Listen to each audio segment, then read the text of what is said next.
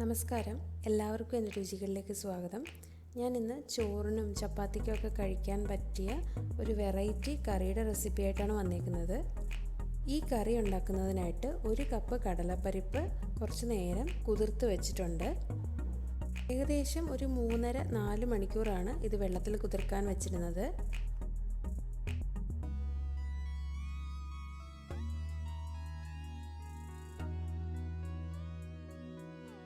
കുതിർന്ന് വന്നിട്ടുള്ള പരിപ്പ് വെള്ളം ഒട്ടും തന്നെ ചേർക്കാതെ മിക്സിയുടെ ജാറിലിട്ടൊന്ന് അരച്ചെടുക്കണം.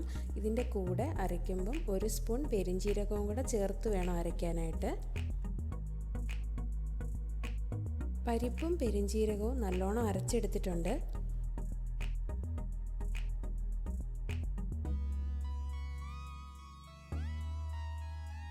ഇനി ഒരു ചീനിച്ചട്ടിയിലേക്ക് കുറച്ചധികം എണ്ണ ഒഴിച്ച് കൊടുക്കണം. നമ്മൾ അരച്ചു വെച്ചിരിക്കുന്ന ഈ പരിപ്പ് എണ്ണ ചൂടായി വരുമ്പം വറുത്തെടുക്കുകയാണ് ചെയ്യുന്നത്. പക്കോടയൊക്കെ ഉണ്ടാക്കുമ്പം നമ്മൾ മാവെടുത്തിട്ട് എണ്ണയിലേക്ക് ഇങ്ങനെ മുറിച്ചിട്ട് കൊടുക്കുമല്ലോ, അതേപോലെ ചെയ്താൽ മതി.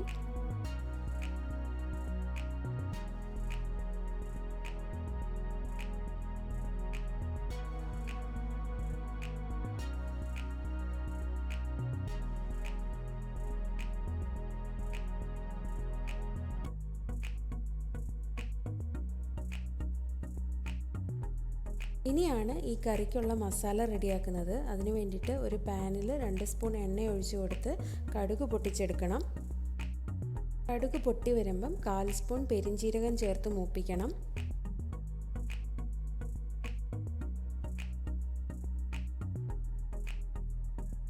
ഇതിലേക്ക് 2 വറ്റൽമുളകും 2 ചെറിയ സവാള അരിഞ്ഞതും കൂടെ ചേർത്ത് കൊടുത്ത് നല്ലോണം വഴറ്റിയെടുക്കാം. അതിൻ്റെ കൂടെ തന്നെ കുറച്ച് ഉപ്പും 2 പച്ചമുളക് എരിവിന് വേണ്ടിയിട്ടും ചേർത്ത് കൊടുത്തിട്ടുണ്ട്.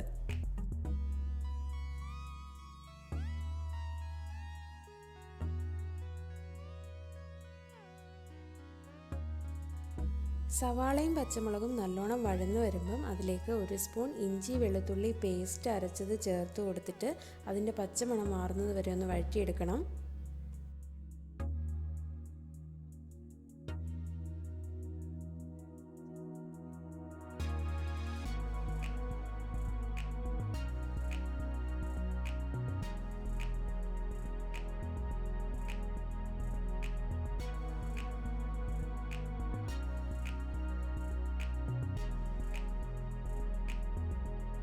ഇനി ഇതിലേക്ക് ഓരോരോ പൊടികളായിട്ട് ചേർത്ത് കൊടുക്കാം. ആദ്യം ചേർക്കുന്നത് ലേശം മഞ്ഞൾപ്പൊടിയാണ്. പിന്നെ ചേർക്കേണ്ടത് മുളക് പൊടി, മല്ലിപ്പൊടി, ഗരം മസാല. മുളക് പൊടിയും മല്ലിപ്പൊടിയും 2 സ്പൂൺ വീതമാണ് എടുത്തേക്കുന്നത്. ഗരം മസാല ഒരു 3/4 സ്പൂൺ ഗരം മസാലയുമാണ് ചേർത്തേക്കുന്നത്.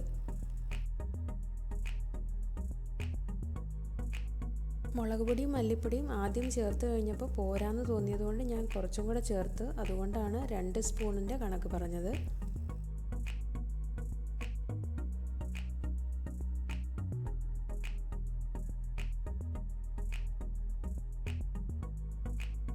പൊടികളെല്ലാം നല്ലോണം വഴറ്റിയെടുത്തിട്ട് അതിലേക്ക് 2 പഴുത്ത തക്കാളി ചെറുതായിട്ട് അരിഞ്ഞതും കൂടെ ചേർത്ത് കൊടുത്ത് ഈ മിക്സിൻ്റെ കൂടെ ഒന്ന് നല്ലോണം ഇളക്കി വിടണം.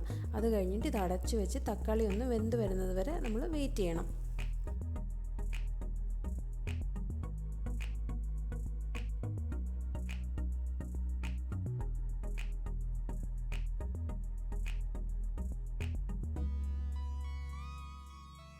തക്കാളി നല്ലോണം വെന്ത് ഉടഞ്ഞു വന്നിട്ടുണ്ട്. ഇതിലേക്ക് ഇനി ചേർക്കുന്നത് പുളിവെള്ളമാണ്. അതായത് പിഴിഞ്ഞ് വെച്ചിരിക്കുന്ന വെള്ളം ഉണ്ടല്ലോ, ആ വെള്ളമാണ് ചേർത്ത് കൊടുക്കുന്നത്. അത് ഇത്ര കണക്കൊന്നൊന്നുമില്ല, നല്ലോണം അത് ഒഴിച്ചു കൊടുക്കണം. ഈ കറിക്ക് എരിവും പുളിയും സമാസമം നിൽക്കണം. അതുകൊണ്ട് കുറച്ചധികം പുളിവെള്ളം ചേർത്ത് കൊടുക്കുകയാണ്.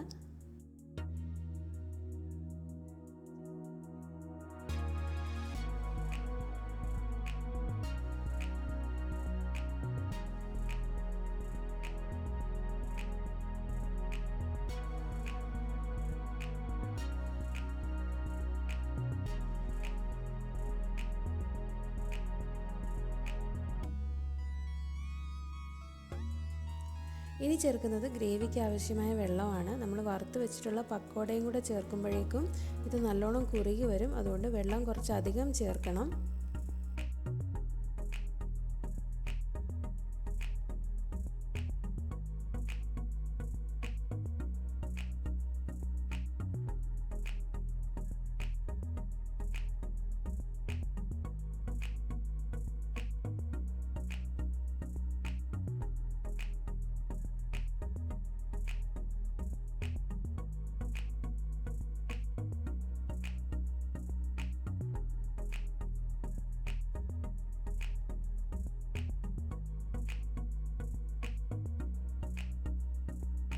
പുളിയുടെ അളവ് പോരാൻ തോന്നിയതുകൊണ്ട് കുറച്ച് പുളിവെള്ളവും കൂടെ ചേർത്ത് കൊടുക്കുന്നുണ്ട്. കൂടെ തന്നെ കുറച്ചും കൂടെ വെള്ളവും കൂടെ ചേർത്ത് കൊടുക്കുന്നുണ്ട്.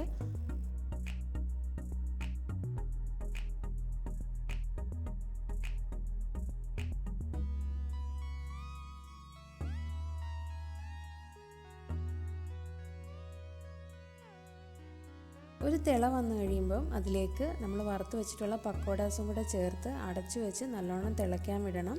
ഏറ്റവും ഒടുവിലായിട്ട് വാങ്ങുന്നതിന് മുന്നേ കുറച്ച് ഗരം മസാലയും കൂടെ ചേർത്താൽ മതി. നല്ല ഉഗ്രൻ കറി റെഡി ആയിട്ടുണ്ട്. നിങ്ങൾക്ക് ഈ വീഡിയോ ഇഷ്ടമായിട്ടുണ്ടെങ്കിൽ ലൈക്ക് ചെയ്യാനും അതേപോലെ തന്നെ ഷെയർ ചെയ്യാനും മറക്കരുത്. ചാനൽ ഒന്ന് സബ്സ്ക്രൈബ് ചെയ്യാനും മറക്കരുത് കേട്ടോ.